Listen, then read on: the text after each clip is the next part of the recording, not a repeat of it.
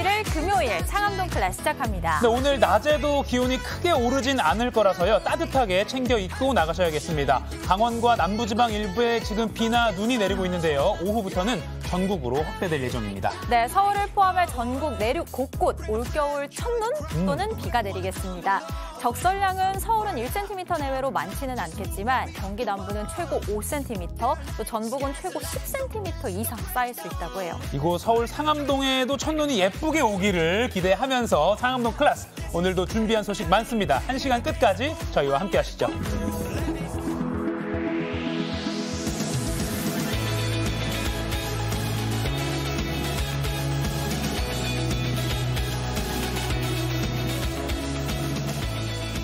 네, 상암동 클래스 생방송으로 보내드리고 있습니다. 유튜브 JTBC 뉴스 채널이나 네이버 뉴스 페이지에서도 실시간으로 함께 보실 수 있습니다. 도시락 이슈 이재승 기자, 김태인 기자 나왔습니다. 안녕하세요. 네, 안녕하세요. 안녕하세요. 오늘 눈이 올지도 모릅니다, 상암동에. 그렇죠. 자, 꼭 알아야 할 소식들 알기 쉽게 전해드리는 도시락 이슈 이재승 기자, 오늘 첫 번째 이슈 뭘까요? 오늘 첫 번째는요. 킬러는 살아있다입니다. 자, 수능에서 이른바 킬러 문항, 즉 사교육을 조장하는 매우 어려운 문제를 없애겠다고 교육당국이 공언했죠. 어제 치러진 수능에서 이 킬러 문항은 빠졌어도 전체적으로 꽤 어려웠다는 평가가 나옵니다. 특히 수학 22번 문항은 사실상 킬러 문항 아니냐는 말이 나올 정도였다는데요. 이 문항 먼저 같이 보실까요? 네. 자, 함수 문제인 것 같은데 간단합니다. F8의 값을 구하면 돼요. 예, 그렇죠? 간단하네요. 자, 뭔가 보기는 좀 간단한데요. 어려운데요? 네. 자, 보시면 어떻게 풀지 좀 감이 오시는지 모르겠습니다. 네. 자, 일단은 저는 간단하긴 한데 네. 풀기 쉽지는 않아 보입니다. 이게 무슨 문제예요? 자, 알아보니까 이 미분 개수의 부호를 고려해서 조건을 만족시키는 그래프의 모습을 추론해서 푸는 문제라고 합니다. 이거 계속 설명하면 채널 돌아갈 것 같아요. 근데 수험생 사이에서 이 한 문제만 가지고 몇십 분 허비했다는 말도 나오더라고요. 네, 아무래도 지난 9월 모의평가에서 수학 만점자가 크게 늘자 최상위권을 가려내기 위해서 변별력이 있는 문제를 출제한 걸로 보입니다. 수능 문제를 분석한 EBS 현장 조사단은 킬러 문항은 아니지만 변별력을 갖췄다고 평가했는데요. 들어보시죠. 네.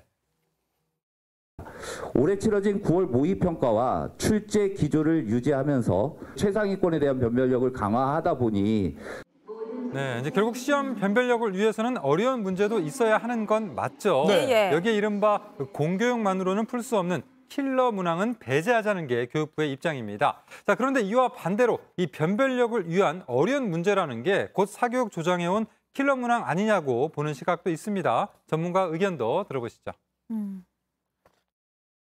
22번 같은 문제는 주어진 조건을 해석하는 그 과정은 아이들이 전혀 학습하지 않아요. 특정 사교육을 하던 아이들이 절대적으로 유리합니다.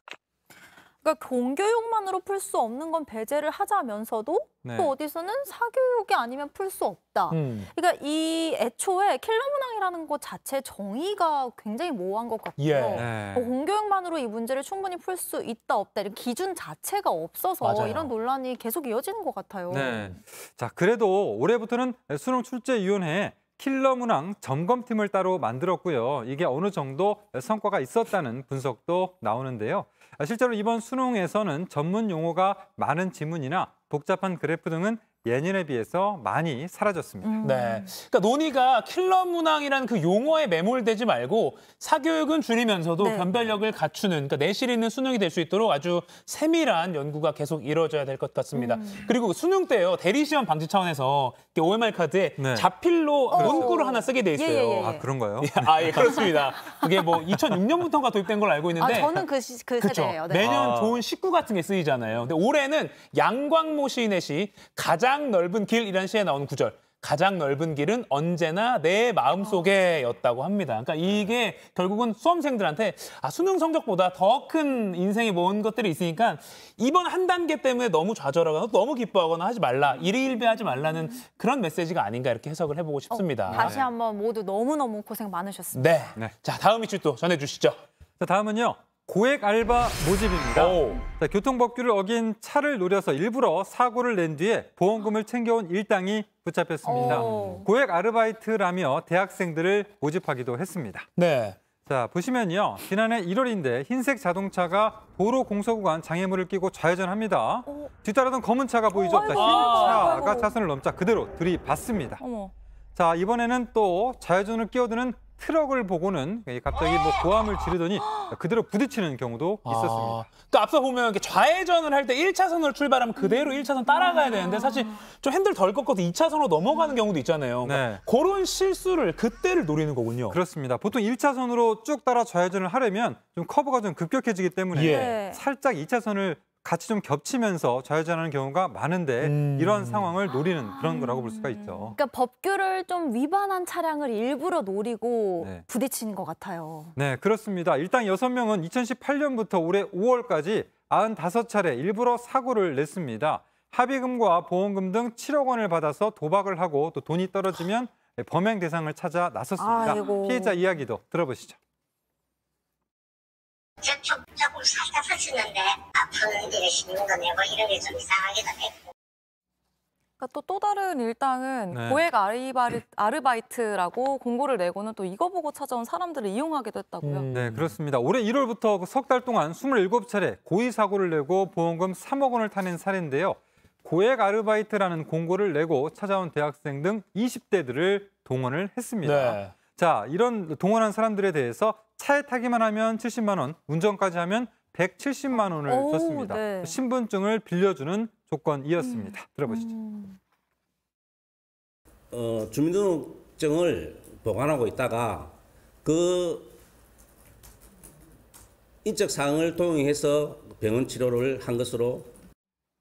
그 다음에 너무 오래 쉬셔서 화면이 끊긴 줄 알았어요. 예. 아무튼 아까 뭐 70만 원, 운전까지 하면 170만 원. 사실 20대 대학생들한테 큰 돈이거든요. 그죠. 그러니까 고액 아르바이트 이거 보면 혹할 수밖에 없는데 아무튼 경찰 수사로 같은 사람이 반복적으로 보험금을 타고 병원 치료를 받는 게 수상하게 여겨지니까 보험사가 신고를 했고 경찰의 꼬리가 잡혔습니다. 네. 이 고액 알바, 그러니까 뭐 이렇게 쉽게 돈 벌 수 있는 건 없다는 걸 다시 한번 생각해야 될 것 같아요. 이런 사기 알바 유혹에도 넘어가서는 안 될 것 같습니다. 네네. 자, 다음 이슈 또 전해주시죠. 자, 다음은요. 러시아의 깊은 인상입니다. 한국 청년이 러시아군의 자원 입대에 실전에 투입됐다라고 러시아 매체가 보도를 했습니다. 한국 청년이요. 네, 이게 그 진짜인가 좀 의심도 되는데 이 러시아 매체는 얼굴이 담긴 영상까지도 공개했습니다. 네. 자, 영상 속의 청년은 이 방한용품으로 코와 입을 가린 채 영어로 인터뷰에 응했는데요. 자, 이 청년은 서울에 살면서 러시아에 대한 깊은 인상을 받았다고 말했습니다. 호출 부호 킨제르로 불린다는 이 남성의 실명 등 신원은 공개되지는 않았습니다. 외교부는 이 청년이 한국인이 맞는지 확인하는 중입니다. 네, 이 러시아 매체에 따르면 이 남성은 이 푸틴 대통령에 대해서는 안정적인 대통령이라면서 신뢰를 나타냈고 또 예. 서방 사회에 대해서는 성소수자 문제 등을 언급하면서 나락으로 빠져들고 있다 이렇게 비판했다고 하죠. 네, 그렇습니다. 러시아 매체는 이 남성이 치열한 전투가 이어지고 있는 동부 지역 요충지 돈바스 지역에 투입됐다라고 밝혔는데요. 러시아군 소속으로 특별 군사작전 복무가 끝나면 러시아 시민권을 취득하고 싶다는 뜻도 밝힌 것으로 전해졌습니다. 예, 이 남성 인터뷰도 들어보시죠. 예.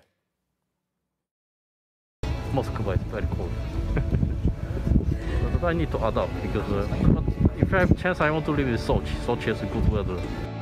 이 구체적인 지명까지 언급을 했는데 네. 앞서 뭐 장교 출신 유튜버 이근 씨가 허가 없이 우크라이나 국제의용군으로 참여를 했다가 네. 여권법 위반으로 유죄 판결을 받은 경험은 있죠. 네. 네. 근데 이렇게 우크라이나군으로 참전한 사례는 있었어도 러시아군으로 참전한 건 또 처음이에요. 네, 그렇죠. 이 경우에는 앞으로 어떻게 될까요? 자, 일단 이 남성 한국 국적이 맞다면 귀국할 때 여행 금지 지역에 대한 무단 입국으로 이근 씨와 같은 혐의, 여권법 위반으로 처벌을 받을 가능성이 있습니다. 예. 다만 이 남성의 계획대로 전쟁을 마치고 러시아 시민권을 얻는다면 또 국내 우리나라의 처벌은 피할 수가 또 있겠죠. 네, 이 영상이 온라인에서 많이 확산이 되고 있는데 아무튼 러시아 언론은 영상 속 남성이 한국인이라고 했지만 아직 우리 정부가 공식적으로 이 남성이 국적이 한국인지 확인하기는 전이다. 네. 공식적으로 아직 밝히진 않았습니다. 네.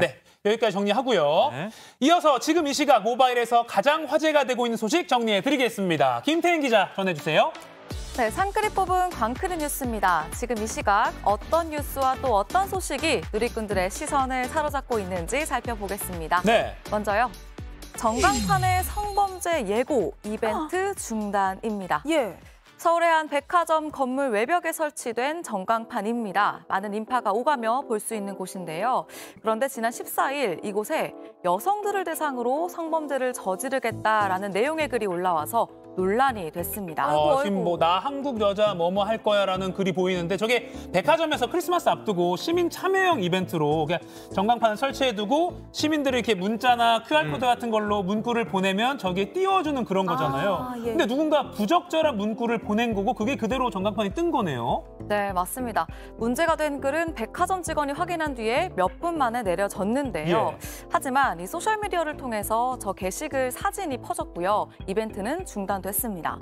백화점 측은 비속어를 포함한 금칙어를 걸러내는 필터링 시스템을 운영하고 있지만 문제가 된 단어를 걸러내지 못한 것으로 보인다면서 경찰에 해당 메시지를 작성한 사람을 고소했습니다. 보통 이런 이벤트 하면 뭐 우리 영원하자, 우리 가족 사랑해 이런 좋은 문구를 많이 쓰잖아요. 그러니까 좋은 취지로 사실 준비한 이벤트였을 것 같은데 불미스러운 일이 발생해서 좀 안타깝습니다. 좀 더 철저했다면 어땠을까 하는 아쉬움도 남고요. 네, 누리꾼들도 비슷한 마음이었는데요. 서울 한복판의 성범죄 예고글이라니 충격적이다. 성범죄 단어를 거르지 못하는 시스템이라니 등의 반응을 보였습니다. 네. 다음 소식 보겠습니다. 다음 소식은요. 일본 땡땡 젤리 주의하세요입니다. 네. 혹시 일본 여행 계획하신 분 계시다면 이번 소식 주의 깊게 봐주셔야겠습니다.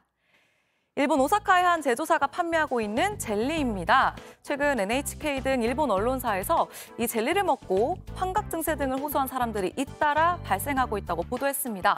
보도에 따르면 도쿄의 한 축제장에서 모르는 남성으로부터 맛있으니 먹어보라 하면서 이 젤리를 받아먹었던 남녀 6명이 어지러움과 구토 증상을 보여서 병원으로 옮겨지기도 했고요. 또 이 젤리를 사 먹은 20대 2명은 몸이 이상하다면서 소방서에 신고하기도 했습니다. 현지 경찰은 이 젤리의 대마 성분과 구조가 비슷한 HHCH, 헥사이드 록한 나비헥솔이라는 합성 화학물 성분이 들어간 것으로 보고 있습니다. 방금 헥사히드로, 점점점, 젤리 포장지에 실제로 HHCH라고 이렇게 좀 적혀 있는 그런 것도 보였는데, 대부분 사람들은 이제 이게 뭐 대마 성분과 비슷한 건지 잘 모를 수가 있잖아요. HHCH가 뭔지 모르죠. 아까 말씀해 주시면 정말 화학 성분이 너무 어렵기도 하고요. 보면도 굉장히 그 평범한 그런 젤리처럼 보이네요. 네, 맞습니다. 근데 더 큰 문제는 아직 이 합성 화학물이 일본에서 불법 약물 규제 대상에 속해 있지 않다는 건데요. 젤리 제조업체 공장을 조사한 오사카시는 가능한 빨리 이 합성 화학물을 법적으로 규제해야 한다고 지적한 것으로 전해졌습니다. 지금 엔화가 싸서 한국에서 일본 여행 많이 가시는데 정말 저거 주의하셔야겠습니다. 네, 다음 소식은요.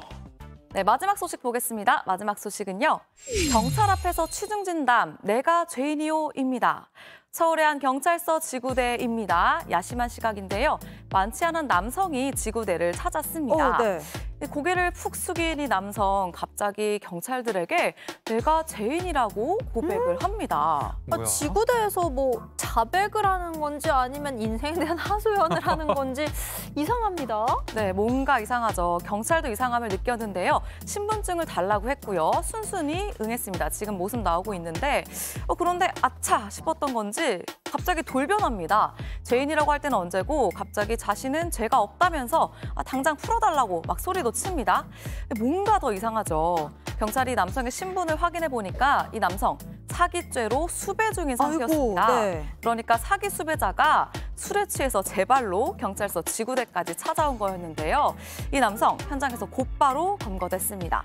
이 황당한 소식을 접한 누리꾼들은 술 기운에 모르고 자수한 듯 진정한 취중진담이네 등의 반응을 보였습니다. 오늘 준비한 소식은 여기까지입니다. 광크리 뉴스는 여러분들의 사연과 소식을 기다리고 있습니다.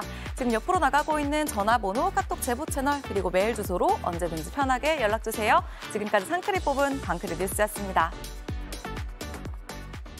네, 정치 뉴스는 어렵지만 놓칠 수 없죠. 매주 금요일 한 주의 정치권 주요 장면들 박유미 기자가 알기 쉽게 정리해드립니다. 자, 박유미 기자 연결해 보겠습니다. 네, 박 기자, 어제 모처럼 여야가 화합하는 듯한 장면이 대구에서 나왔습니다. 네, 정치권 주요 장면에서 단골 손님처럼 어록을 뿌려주는 홍준표 대구시장. 어제 대구시청에서 국민의힘 인사가 아닌 더불어민주당 홍익표 원내대표를 만났습니다. 홍 시장이 제안한 영호남을 잇는 달빛 고속철도 추진에 홍 원내대표가 화답하면서인데요. 두 사람은 이름도 비슷한데 남양홍 씨 종친입니다. 먼 친척쯤 되는 건데요. 홍 시장은 인사말로 내년 총선 훈수를 잊지 않았습니다. 들어보시죠. 근데 지역구는 서초가 같습니다. 예, 그렇습니다. 우리 홍익표 원내대표는 서초 가면 그리 나쁘지 않을 거야. 지난번에 강남에서 전현희가 의원 당선되면서 그리 보수 빠지면서 거부감을 갖는 인물이 아니니까 서초 거리입니까? 예, 서초입니다. 이제 국회의원 되기 전에 한 15년 거기서 살았습니다. 저는. 듣기로는 뭐 유승민도 서초를 간다는 말이 있던데. 말이 있는데 아직 잘은 모르겠습니다. 유승민 의원님 또 이제 여러 가지 고민을 많이 하고 계신 것 같아요. 그 서초구에서 내가 듣기로는 유승민 의원 취지가 상당하다. 그럼 3파전하면 얼마나 됩니까? 서초울이 국민의힘 강세 지역이잖아요. 그러니까 3파전이라고 했는데 홍 시장 말대로 어찌 될지 좀 지켜볼 만한 격전지가 될 것 같네요. 네, 현재 재선에 박성중 의원이 굳건하게 자리를 잡고 있는 지역인데요. 민주당 원내수장인 홍 원내대표와 아마도 신당설이 나오고 있는 유승민 전 의원까지 가세한다면 참 뜨거운 지역이 될 걸로 보입니다. 그리고 이 달빛 고속철도는 아마 뭐 지방 경쟁력을 높이자 이런 차원으로 보이는데 홍준표 시장은 여당이 추진하고 있는 서울 김포 통합 메가시티 한참 뜨거운 감자죠. 여기에 대해서도 부정적인 견해를 밝혔죠. 네, 우리 당에서 추진해도 옳지 않은 것은 옳지 않다고 해야 한다고 했는데요. 이 때문에 서울 메가시티 정책을 견제하려는 민주당 원내대표가 대구까지 찾아 홍 시장을 예방한 걸로 해석할 수 있습니다. 어제 두 사람의 대화는 참 죽이 잘 맞았다고 해야 할까요? 홍익표 원내대표는 달빛 고속철도 특별법을 이번 정기국회 내에 추진하겠다고 했습니다. 네, 먼 친척 관계인 두 홍의 만남 잘 봤습니다. 자, 다음은 이번 주에 어찌 보면 좀 깜짝 등장한 인물이기도 해요. 한동훈 법무장관의 부인인 진은정 변호사가 봉사활동에 참석한 그 사진이 화제가 됐는데 이걸 두고서 또 정치권에서 말들이 많이 오갔습니다. 네, 지난 15일 서울 대한적십자사에서 열린 사랑의 선물 제작 행사에 참석한 진 변호사의 모습이 공개가 됐는데요. 법무장관의 배우자로서 공식 석상의 모습을 드러낸 건 처음이라 많은 주목을 받았습니다. 일단 한 장관은 특별할 것 없는 봉사활동이라고 했는데요. 들어보시죠. 네. 아내분께서 봉사활동 하면서 처음에 공식 활동을 하셨는데 이것도 정치 행보 아니냐는... 오늘 가서 찍으셨는지 모르겠습니다만 대한민국의 국무위원회 가족은 이 적십자 관련한 봉사활동을 아주 오래전부터 모두 다 해왔습니다. 뭐 통상적인 그런 활동 같은데요. 뭐 국무위원회 가족으로서는 통상적인 그런 활동이다. 네. 예전부터 해왔다. 만약 한 장관이 총선에 출마를 하게 되면 아무래도 배우자의 공개 활동이 자연스럽게 늘어날 수밖에 없잖아요. 그래서 이 사진 속의 장면이 정치 행보의 신호다. 그러니까 정치권에서 이런 해석을 하고 있는 이유가 바로 거기 있겠죠. 네, 정치인 배우자는 후보 못지않게 중요한데요. 선거운동에 크게 도움이 되거나 혹은 리스크가 되기도 합니다. 정치권에서 나온 각종 해석도 들어보시죠. 그렇죠. 부인까지. 지금 보세요. 김건희 여사가 얼마나 스포트라이트를 받았어요. 저것은 그러한 전략으로 움직이고 있다. 그리고 저는 진은정 변호사도 굉장히 그걸 예상하는데 준비하고 온 모습으로 좀 봐요. 저는 그 사진을 보면은. 그래서 어느 정도 공적인 활동을 예상하고 있는 것이 아닐까. 네, 온라인상에서 설전이 벌어지기도 했습니다. 제2의 김건희 여사냐 하는 주장과 야당이 한 장관을 대선 주자로 만들고 있다. 이런 공방이 펼쳐지기도 했습니다.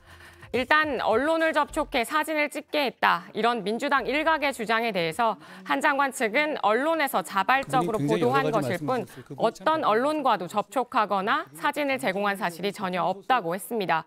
어쨌든 총선 출마뿐 아니라 비대위원장설까지 여당에서 핫한 인물 한동훈 장관 행보는 계속 지켜보도록 하겠습니다. 오늘 주목한 장면은 여기까지입니다.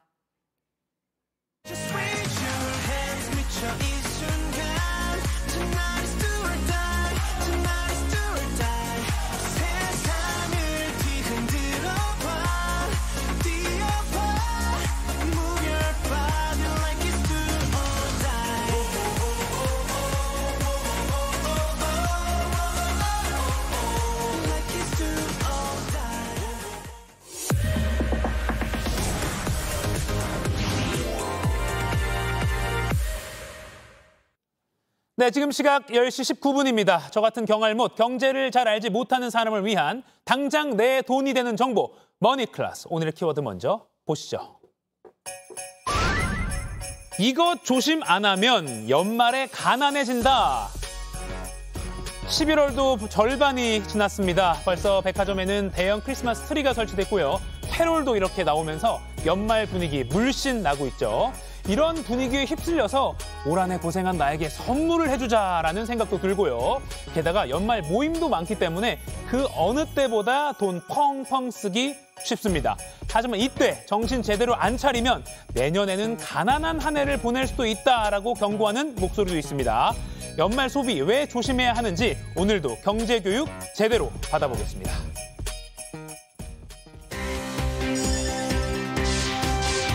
팩트 폭격으로 돈 모으는 방법 알려주는 멘토 김경필 머니 트레이너와 얘기 나눠보겠습니다. 안녕하세요. 네, 반갑습니다. 자, 연말에 사실 쇼핑하기 좋은 시기 아닙니까? 네. 왜냐면 세일을 많이 해요. 근데 그렇죠. 세일할 때 좀 저렴하게 사는 건 괜찮지 않습니까? 네, 11월이 정말 우리가 주의해야 되는 달인 이유는 네. 아무래도 이제 말씀하신 것처럼 그런 것들이 특히 다음 주 금요일이 바로 블랙 프라이데이.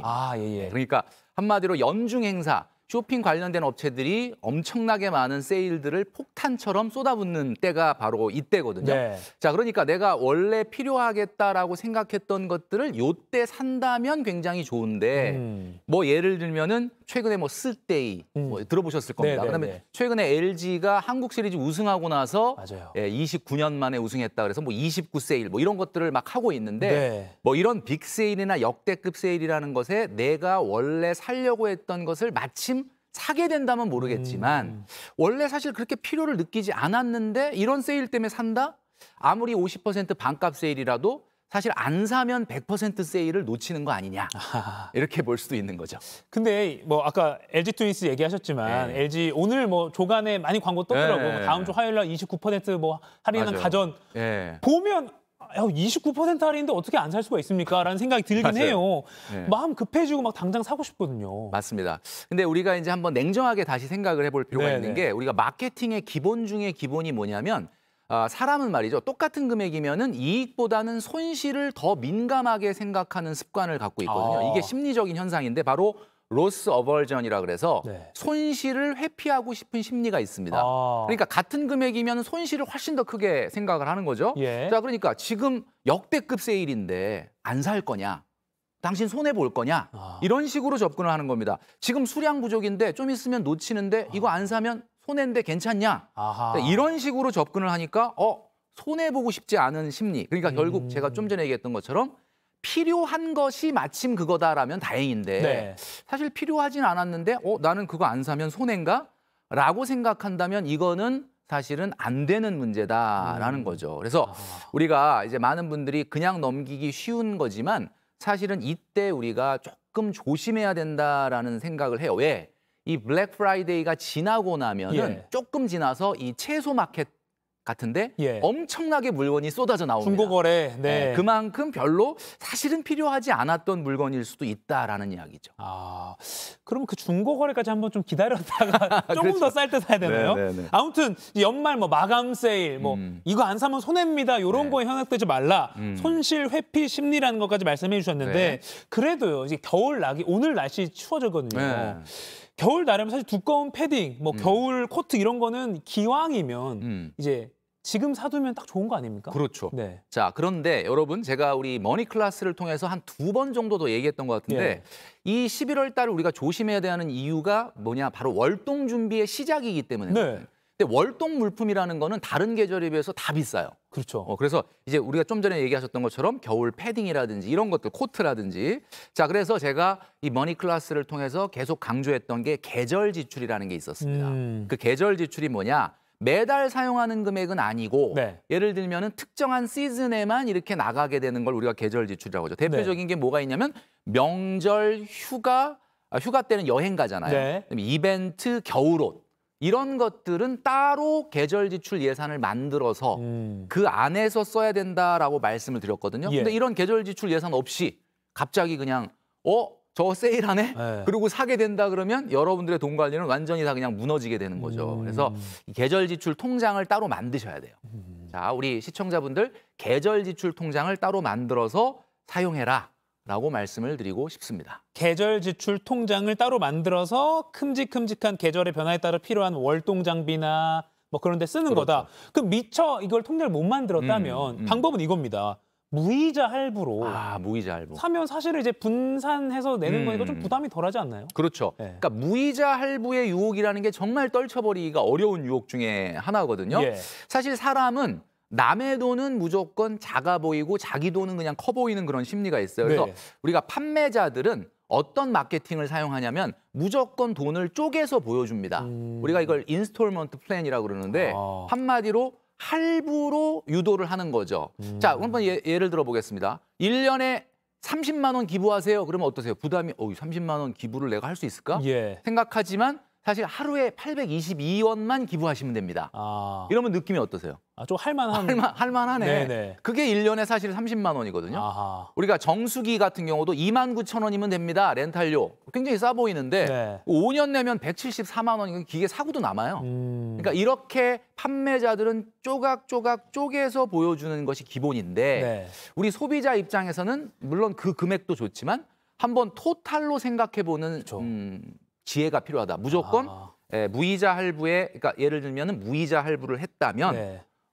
우리가 한번 그림을 보시는 네. 것처럼 자, 100만 원짜리 코트를 샀는데 100만 원이 부담돼서 5개월로 무이자 할부. 너무 괜찮죠? 네. 자, 그런데 그렇다면은 20만 원씩 5달을 내야 되니까 다음 달 예산에서 20만 원을 차감하는 시스템이 필요합니다. 근데 이걸 내가 그냥 카드로 긁고 나서 그다음에 다음 달에도 똑같은 예산을 쓰시면 안 되는 거죠. 자, 그러니까 월 할부 금액만큼 소비 예산에서 빼는 것이 좀 필요하다. 네. 그러니까 사놓고 할부니까 괜찮아라고 하기 쉬운데 그게 아니라 다음 달에 그럼 20만 원만큼 덜 써야 되는 거죠. 덜 써야 되는 거죠. 그렇죠. 네, 그 개념을 여러분들이 기억하시면 될 것 같아요. 네. 항상 이 정신 무장을 시켜주는 네. 김경필 머니트레이너와 지금 얘기하고 있습니다. 근데 아까 그 기부는 사실 사례로 든 것이지만 할 수 있는 사람은 기부를 많이 그렇죠. 하면 좋은 거죠. 할 수 있으면 좋죠. 네. 근데 필요해서 무이자 할부로 사야 한다면 그럼 지출 관리는 아까 말씀하신 대로 다음 달에는 그만큼 덜 쓰는 게 있을 것이고 또 어떻게 좀 관리를 하면 좋을까요, 지출은? 네, 일단 우리가 기본적으로 봤을 때 아까 계절 지출 통장을 말씀드렸잖아요. 네네. 이렇게 예산을 세워놔서 한다는 것 자체가 어떻게 보면은 굉장히 우리가 더 불필요한 지출을 안 할 수 있도록 막아주는 그런 상황이 될 수가 있는 거고 이런 이벤트 자금 같은 경우도 어떤 기준이 좀 필요하지 않을까라는 생각을 하는 것 같아요. 제가 머니클래스에서 뭐 축의금이라든지 또 이런 것들 이렇게 정해드린 적이 있었잖아요. 네. 자, 이벤트 비용이라고 한다면 그러니까 연말에 지난번에 선물. 결혼식 축의금 그렇죠. 한번 정리해 주셔서 그거 맞아요. 온라인에 많이 퍼졌거든요. 맞습니다. 예. 이번에는 연말 선물 비용도 한번 좀 정리를 해서 그러니까 이게 부담되거든요. 맞아요. 조금 주고 싶은데 왜 이렇게 조금 주면 김경필 머니트레이너가 그랬어라고 말할 수 있게 저를 파십시오. 네, 예. 팔겠습니다. 예. 정리해 주시죠. 자, 이벤트 비용. 자, 국룰로 정해져 있는 게 7가지가 있다고 한 번 말씀드린 적이 있는데 다시 한번 정리를 해드리면 이벤트 비용이라는 거는 엄마 생일, 아빠 생일, 어버이날 거기에 배우자가 있는 분은 배우자 또는 애인 생일 또는 자녀나 형제 생일 그리고 베프 생일, 기념일 요 정도가 7가지거든요. 자, 그럼 이 7가지를 넘어서는 이벤트다. 참 애매한 관계, 우리가 흔히 지인이라고 얘기하는 요즘은 또 이렇게 막 뜨지 않습니까, 생일이? 맞아요. 네, 그러면 여러분 제가 말씀드릴게요. 그냥 꼭 그 축하해줘야 될 상황이다. 그럼 커피 한 잔 정도는 괜찮은데 이거를 막 3만 원, 5만 원짜리 이런 걸 막 보내시는 분들이 있거든요. 당황스럽게. 이게 사실은 이런 심리예요. 얼마나 놀래나 보자. 약간 이런 심리도 있거든요. 근데 여러분 그 실험 안 하셔도 됩니다. 그냥 무조건 놀랍니다. 그리고 그렇게 축하를 해주셨으면 그걸로 쿨하게 끝나야 되는데 다음 달에 내 생일날 얼마나 보내나 보자. 또 뭐 이렇게 얘기하시는 분들이 신경 쓰거든요. 안 된다는 얘기죠. 자, 그런 의미에서 우리가 연말 크리스마스가 이제 곧 다가오게 되는데 크리스마스는 여러분 한번 잘 생각해 보시면은 크리스마스는 예수님 생일이지 여러분 생일이 아닙니다. 아, 그렇죠.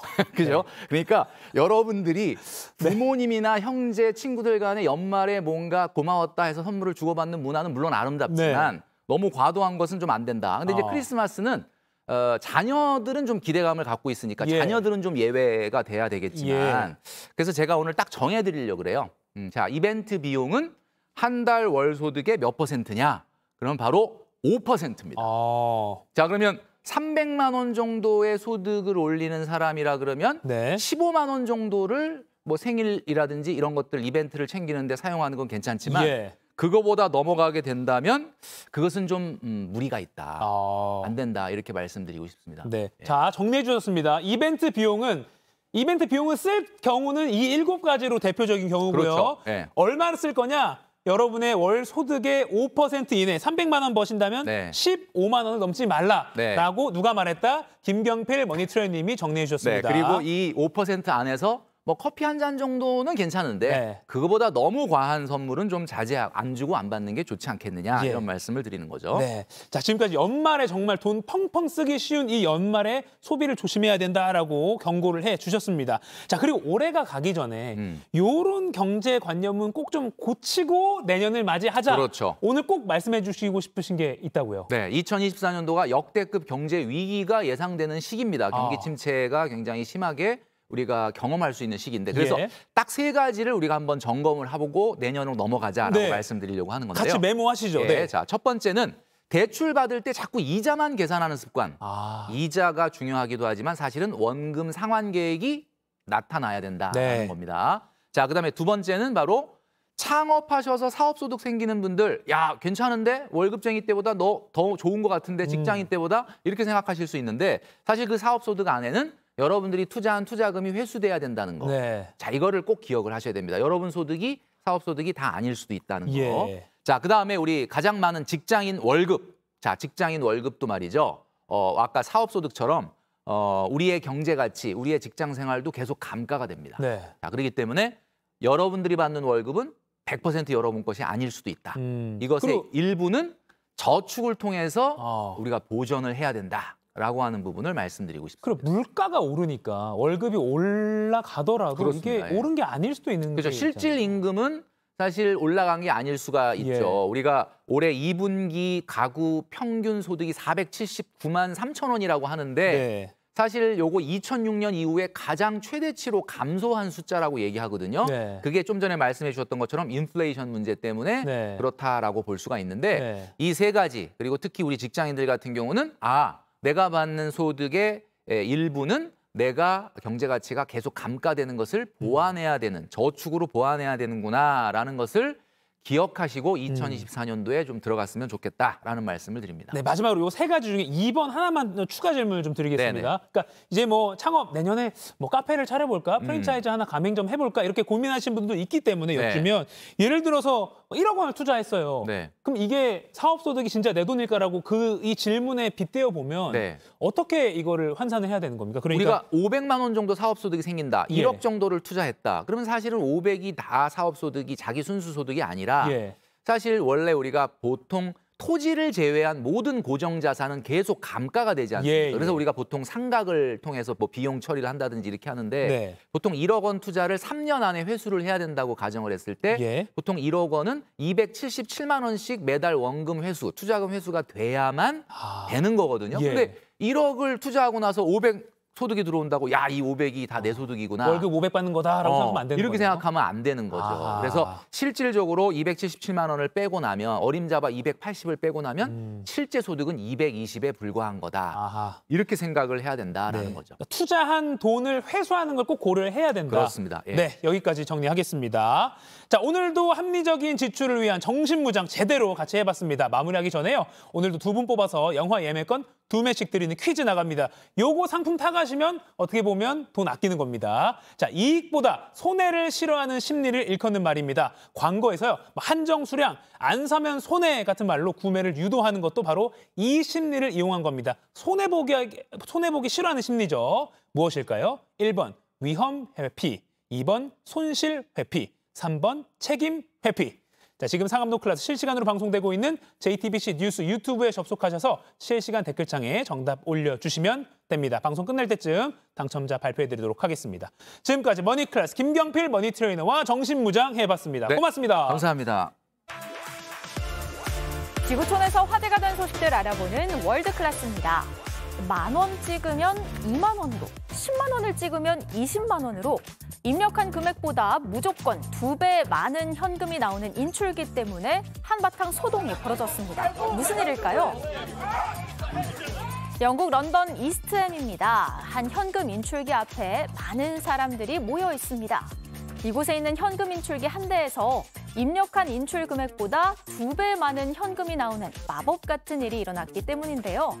사실은 기계 오류, 인출기가 고장난 거였습니다. 하지만 늦은 시간까지 이 현금 인출기 앞에 횡재를 바라는 수십 명의 사람들이 몰렸고 결국 안전 문제로 경찰까지 출동했습니다. 소셜미디어를 타고 소식이 전해지면서 인출기를 관리하는 은행은 서둘러 조사에 들어갔고 다음 날 성명을 통해 오류가 사실임을 인정했습니다. 일회성 수동 오류로 인한 문제였다는데요. 이후 인출기는 입력한 금액만큼 현금이 출금되는 정상 상태로 돌아왔습니다. 오류가 생겼을 때 이미 추가로 인출된 현금을 어떻게 처리할지는 은행 측에서 아직 밝히지 않았다고 하네요. 이번엔 남아프리카 공화국 케이프타운의 한 골프장으로 가보겠습니다. 이곳에 환영받지 못할 불청객이 나타났는데요. 삼각형 머리를 흔들며 위협적으로 다가오는 이것, 맹독을 가진 케이프 코브라입니다. 세계에서 가장 위험한 뱀 중 하나로 물린 뒤에 방치하면 마비와 호흡부전, 심하면 사망에까지 이를 수 있다고 합니다. 이 위험한 존재의 등장으로 여유롭게 골프를 즐기려던 사람들이 재빨리 대피하는 소동이 일어났습니다. 주변에서 덩치는 작지만 빠르고 용맹한 몸놀림으로 코브라나 뱀을 사냥하는 몽구스도 포착이 됐는데요. 아마 그래서 코브라가 천적을 피해 사람들이 돌아다니는 골프장까지 접근한 것으로 추정됩니다. 예상치 못한 위기 상황에 닥치면 이론으로 익힌 대처 방법을 빠르게 적용하기가 쉽지 않죠. 그런데 이런 게 좀 도움이 되지 않을까 싶습니다. 태국의 한 유치원입니다. 아이들이 놀다가 이 멀티탭을 건드리는데 갑자기 바닥에 쓰러지더니 몸을 떱니다. 감전사고가 일어난 것 같은데요. 그런데 이때 다른 아이들이 빗자루를 들고 나타나서는 쓰러진 아이를 멀티탭에서 떨어뜨리고 전선을 뽑아 전기를 신속하게 차단합니다. 사실 이건 실제 상황은 아니고요. 감전 상황에 대비하기 위한 모의 훈련으로 실감나는 상황극을 한 거였습니다. 가슴이 철렁했는데 천만다행이죠. 태국에서는 시설 노후화로 일상 속에서 감전 사고가 잇따라 주의가 필요하다고 하는데요. 연습도 실전처럼 흥미와 참여 위주의 교육으로 어릴 때부터 안전의식을 정착시켜주기에 상당히 괜찮은 방법인 것 같죠? 지금까지 월드클래스였고요. 계속해서 상클 라이프가 이어집니다.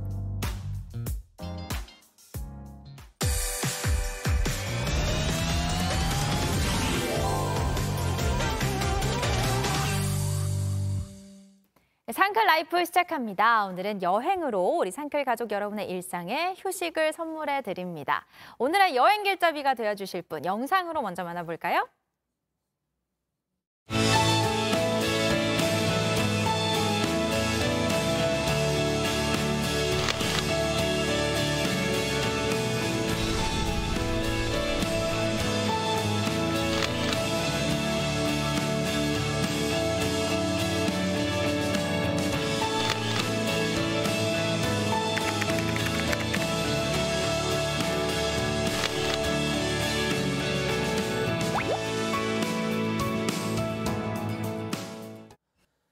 네, 우리 일상에 상상을 더한 그림으로 따뜻한 위로를 전하는 화가이자 여행 작가 김물길 작가 나오셨습니다. 안녕하세요. 네, 안녕하세요. 김물길입니다. 오랜만에 너무 뵙고 뵙네요. 싶었습니다. 네. 맞아요. 제가 제일 좋아하는 시간이기도 네. 한데 작가님만의 특별한 감성과 시선을 따라서 가는 여행 네. 오늘도 기대가 큽니다. 오늘은 어떤 그림 여행을 준비하셨을까요? 우선 요즘 날씨가 너무 쌀쌀하고 네. 뭔가 겨울을 맞이해야 될 것 같은 느낌까지 맞아요. 오늘 더 들잖아요. 추워요. 맞아요. 그래서 방송 보시는 이 짧은 시간만큼이라도 좀 몸 좀 녹이시라고 제가 따뜻하고 좀 독특한 여행지를 소개하려고 합니다. 예, 어딘가요? 지도 보여주시죠. 네, 바로 중미의 숨은 보석, 카리브해의 멋진 섬나라 쿠바입니다. 네. 오늘은 쿠바의 수도 아바나에서 비럈레스, 트리니다드까지 3개 도시를 소개할 건데요. 제가 중남미를 굉장히 좋아해서 여러 번 여행을 했는데 쿠바를 한 2번 정도 다녀왔어요. 와. 그래서 제가 여행을 하면서 그림을 항상 그리잖아요. 네. 근데 이 쿠바라는 나라가 저에게 그림적으로도 굉장히 많은 영감을 준 여행지입니다. 오늘 이제 수험생분들 이제 어제 큰 일을 치르시고 좀 편안한 마음으로 보시는 뭐 수험생 부모님들도 계실 거고 학교 일찍 마친 고3 수험생도 있을 텐데 같이 한번 쿠바 여행을 떠나보겠습니다. 네네네. 어떤 매력들을 품은 곳이길래 김물기 작가님이 2번이나 다녀왔는지 쿠바 어디부터 가볼까요? 우선 첫 번째는 수도 아바나에 가보겠습니다. 아바나를 제가 쿠바라고 하면 너무 거리 있고 낯선 느낌이 있잖아요. 근데 딱 갔더니 곳곳마다 국기가 걸려있는 모습을 보면서 아, 내가 드디어 이 머나먼 나라 쿠바에 왔구나라는 생각이 들더라고요. 네. 저 별에 저 파란색 줄무늬 저거죠. 맞습니다. 쿠바 하면 또 아바나 하면 그걸 많이 들어봤어요. 형형색색의 올드카가 있다. 맞아요. 저 이걸 되게 많이 들어봐서 늘 궁금했거든요. 맞아요. 잘 알고 계시네요. 맞아요. 네. 그 아바나 그리고 쿠바의 명물 대표 이미지가 바로 올드카예요. 제가 딱 도착했을 때도 너무나 독특하고 예쁜 또 개성 넘치는 올드카들이 시내에 가득했는데 마치 약간 오픈 박물관에 온 것처럼 느껴질 정도로 너무나도 색달랐거든요. 또 올드카는 1950년대에 생산된 미국산 자동차들이에요. 혁명 이전에 미국에서 건너온 부자들이 타던 것들이었는데 이제 경제 봉쇄로 이제 물자가 부족해지니까 쿠바인들이 이제 그들이 남기고 간 자동차들을 고쳐가면서 계속 사용을 했고 그래서 오늘날의 쿠바의 이 독특한 거리 풍경으로 자리 잡은 거라고 합니다. 그러니까 저게 전시용이 아니라 실제 달리는 주행되는 차인 거잖아요. 실제로 달리는, 이용되는. 작가님도 타보셨어요? 당연히 가봤으니 꼭 타봐야겠죠. 근데 문제는 멋있는 외관과는 다른 내부예요. 겉에는 굉장히 멋있지만 안에는 이 더운 날씨에도 에어컨 작동되는 차가 없고 그러니까 창문을 열고 계속 달려야 되거든요. 근데 제가 버스를 놓쳐서 이 올드카를 타고 한 3시간 정도 이동한 적이 있었는데 의자의 스프링이 다 노출돼 있을 정도로 좀 열악한 실내여서 여러분이 혹시 가신다면 장거리 말고 체험 정도만 타보시는 걸 제가 추천드립니다. 요것도 직접 탑승하셔서 찍은 영상인 거죠? 네, 제가 뒤에서 찍은 사진입니다. 에어컨이 없고 지금 화면이 그냥 흔들리려고 안 했는데도 저렇게 흔들리는 거죠. 아니 지금 우리 상그리 가족분들이 올드카 너무너무 예쁘네요. 차들이 너무 귀엽게 생겼어요. 외관을 보고 너무 반하셨는데 속은 조금 불편할 한 수 10분 정도만 타시면 될 것 같아요. 뭐 등 같은 데 뭉친 분들은 자동으로 안마 기능을 체험해 보실 수도 있겠다라는 말씀도 들어보면서 조금 불편해 보지만 그래도 한번 저것도 체험이니까요. 낭만적인 경험이 될 것 같습니다. 근데 저 올드카 말고도 좀 더 특별한 교통수단이 있다면서요? 네, 맞아요. 이름이 너무 귀여운 교통수단 코코 택시라는 택시가 있는데요. 이름처럼 생김새도 굉장히 귀엽습니다. 보면 마치 놀이동산에 있을 만한 자동차? 근데 제가 이 시내에 이렇게 코코택시가 다니는 걸 보면서 어떤 이미지가 계속 떠오르는 거예요. 그게 뭐였냐면 과연 뭐였을까? 헬멧이었어요. 네, 거대한 헬멧이 자동차가 돼서 도로를 달리고 있다는 생각이 들더라고요. 헬멧을 이렇게 자동차 모양으로 표현을 하기도 했었습니다. 그러니까 저게 앞으로 뿜고 있는 건 뭔가요? 불빛이죠. 밤의 불빛. 네, 라이트입니다. 과음을 해서 배트맨인 건 줄 알았는데 그건 아니었군요. 아닙니다. 코 부분에서 나오긴 하네요.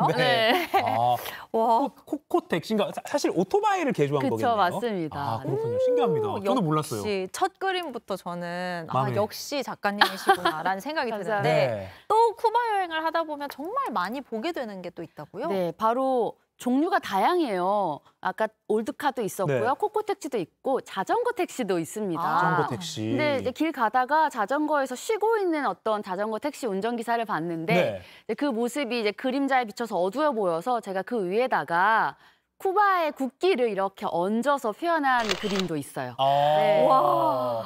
실제 이렇게 좀 디자인을 해서 하면 더 관광객들한테 인기도 많을 것 같아요. 장사가 잘 될 것 같습니다. 어떻게 좀 건너가서 사업을 해보실? 제가 한번 고민해 보겠습니다. 약간 슈퍼히어로가 떠오르는 그러네요. 하고요. 그러니까 교통수단부터가 굉장히 이색적인 것들이 많아서 확 풍경이 내가 중남미에 왔구나라는 게 느껴지는 것 같습니다. 이 아바나에서 남긴 다른 작품도 또 더 보고 싶어요. 아바나 쿠바에는 유명한 건축물 엘 카피톨리오라는 곳이 있습니다.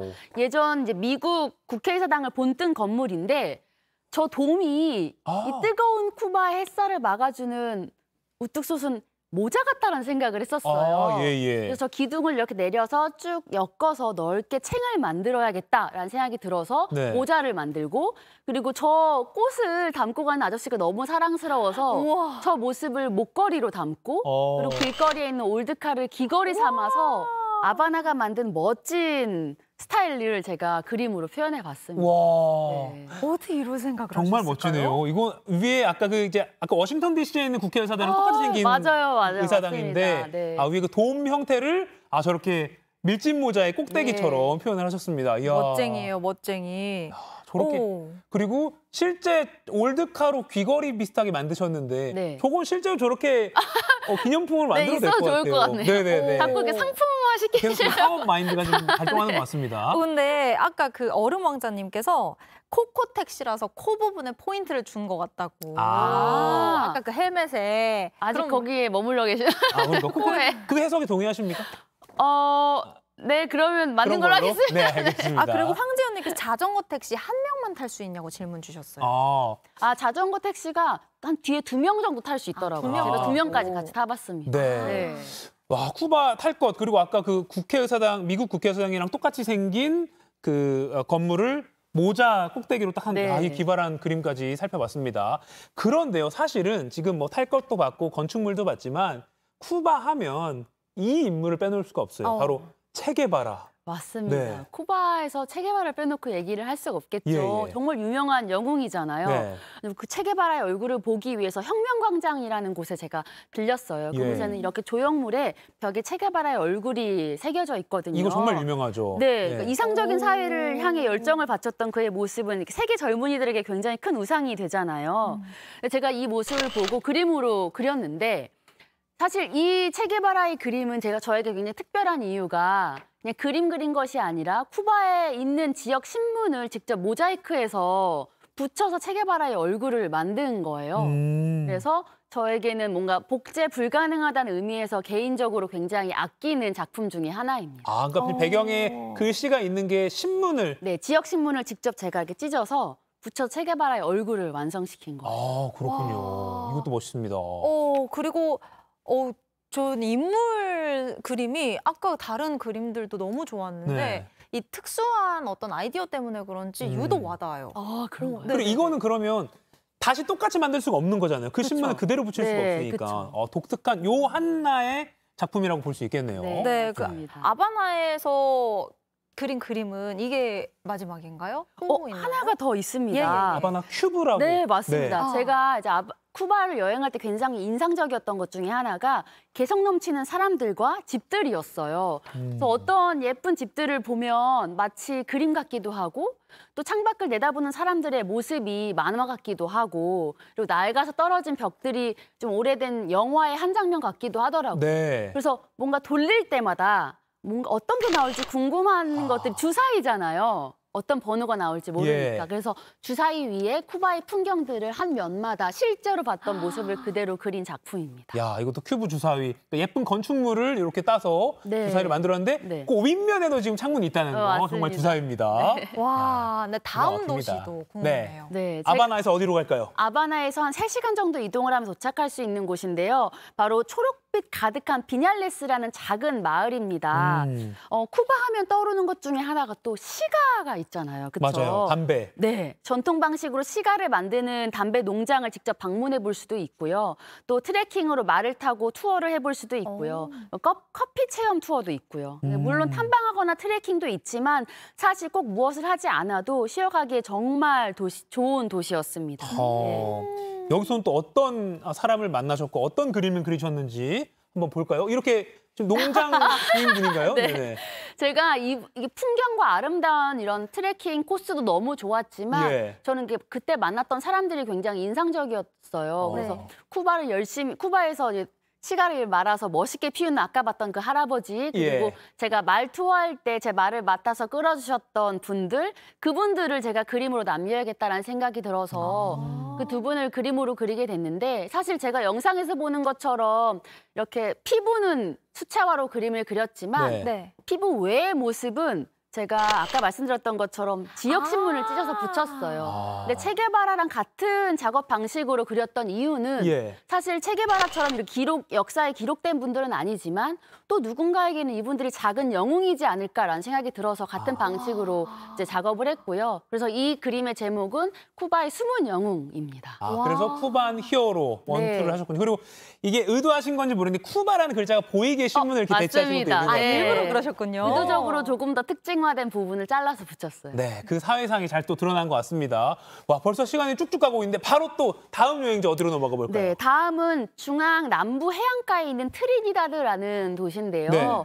다른 도시와 마찬가지로 광장 중심으로 돌아가는 도시여서 그냥 어떤 메인 광장에 앉아있기만 해도 그 도시의 낮부터 저녁까지를 다 볼 수가 있어요. 네. 근데 사실 제가 새로운 도시 관광을 위해서도 이곳을 가긴 했지만 솔직한 마음으로 이곳을 방문한 이유 중에 가장 큰 거는 랍스타를 먹어야겠어요. 요거군요, 지금. 네.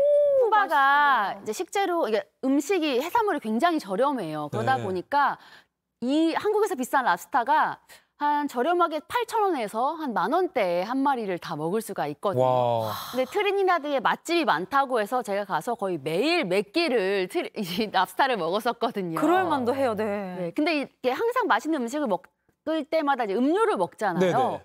제가 피자콜라다라는 음료를 쿠바에서 항상 먹었었는데 너무 맛있었어서 지금 제가 이건가요? 몇 끼 이 피자콜라다를 먹고 나서는 후식으로 50원, 100원 정도 하는 저렴한 콘 아이스크림을 항상 사 먹었었거든요. 와, 아이스크림도 저렴하네요. 네, 정말 저렴합니다. 이 맛있어 보이는 먹거리들은 어떻게 그림으로 표현하셨어요? 네, 바로 보여주시죠. 네, 제가 피냐콜라다가 달콤하고 그 달콤함에 취해가잖아요. 네. 그래서 파인애플을 부치러 들고 있는 아름다운 쿠바의 여성을 피냐콜라다로 표현을 해봤고 또 아이스크림은 제가 하얀색 티셔츠에 바삭한 콘 바지를 입고 있는 쿠바 남자가 떠오르더라고요. 그래서 미스터 아이스크림이라는 제목으로 바닐라 아이스크림을 사람으로 표현을 해봤습니다. 아까 피냐콜라다 분은 이제 그 컵 모양 때문인지 하체가 좀 튼튼하시고, 네, 드레스처럼. 아이스크림 남성분은 하체가 좀 얄쌍하신 걸로. 야, 이것도 재밌네요. 두 분 같이 배치해서 딱 두면은 되게 재밌는 그림일 것 같습니다. 맞아요. 좋은 커플이 될 것 같습니다. 네. 근데 우리 상크리 분들은 랍스터가 너무 저렴해서 그 가격에 미쳤다고 지금 엄청난 반응을 보여주시고 8,000원에서 10,000원이면 정말 그것 때문에라도 비행기 타고 가면 이제 김경필 머니트레이너한테 혼나는 거죠. 네, 그렇게 하면 안 되고 갈 일이 있으면 가서 사 먹는 걸로. 그쵸. 알겠습니다.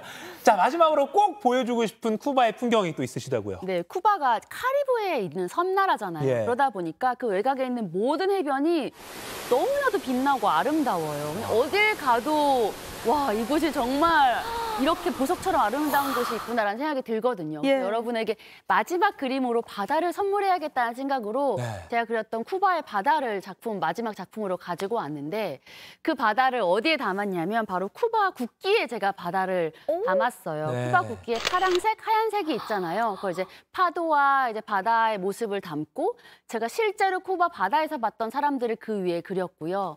그리고 빨간색이어야 하는 부분에 저 갈색은 뭘까 하실 텐데 저건 제가 갔던 그 해변에 모래를 직접 붙여서 표현한 거예요. 그래서 그 빨간색이 평등과 자유를 표현하는데 제가 모래를 붙여서 더 자유로움을 표현하려고 노력을 해봤습니다. 실제 모래인 거죠? 네, 실제 제가 갔던 그 해변에 있었던 모래예요.